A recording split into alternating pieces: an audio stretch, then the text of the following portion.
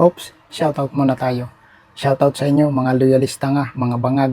Tapos yung mga kabilang grupo, Makabayan Black, yung mga aktivista, komunista, shoutout sa inyo lahat. Ito lang ang masasabi ko. Ito lang ang tanging panglaban sa inyo, mga kupal kayo. Ito. Yan. Iyan ang panlaban ko sa mga putang ina ninyo.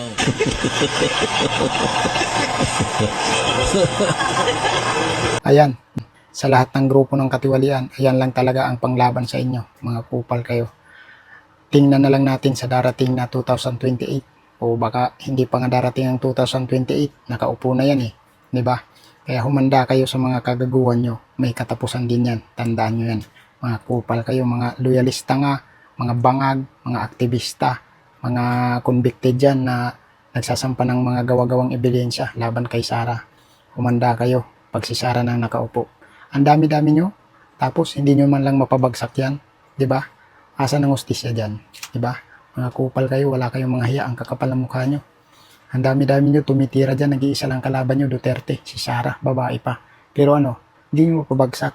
Grabe, sa Senado meron din kayong kakampi, sila Tuta Soto, Pinky Lacson, di ba? Grabe, mga kupal, wala kayong magagawa pagka yan na ang nakaupo.